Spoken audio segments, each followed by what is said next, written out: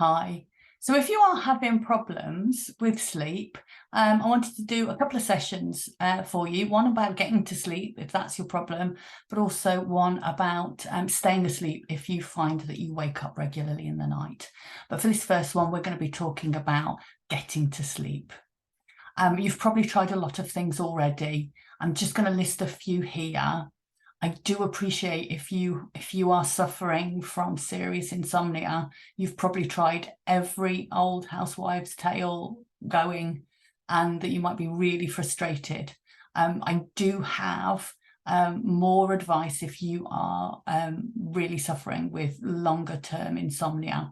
But first of all, for the rest of us who perhaps just struggle sometimes to get to sleep, here are a few ideas of some things to try.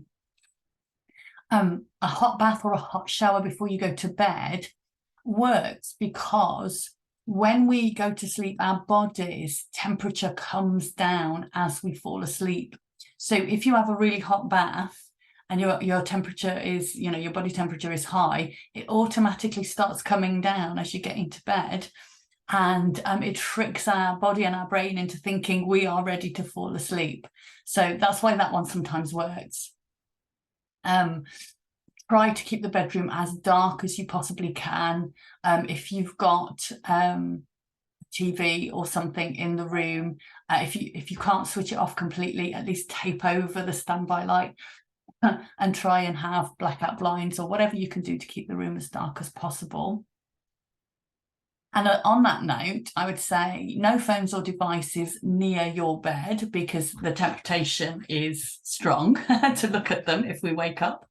But also they do emit some waves, electromagnetic waves, and they may be affecting your sleep.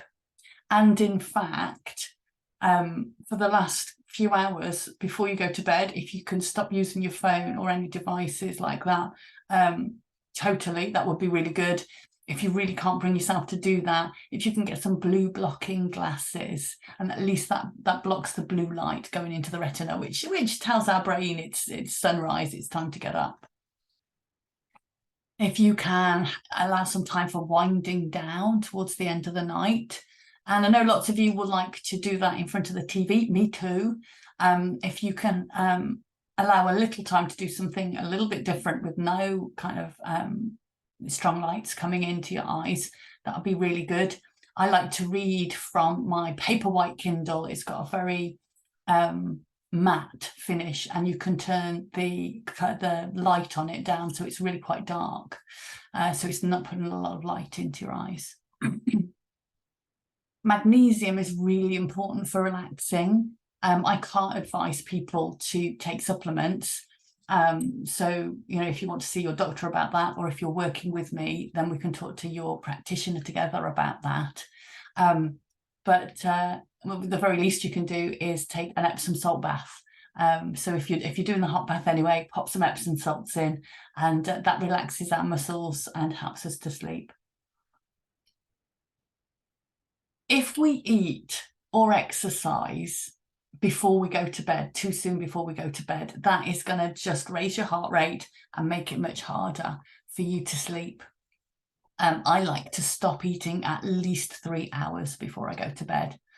If you're doing the Bredesen protocol with me, then you know that the KetoFlex 12-3 insists on a 3-hour fast before you go to bed.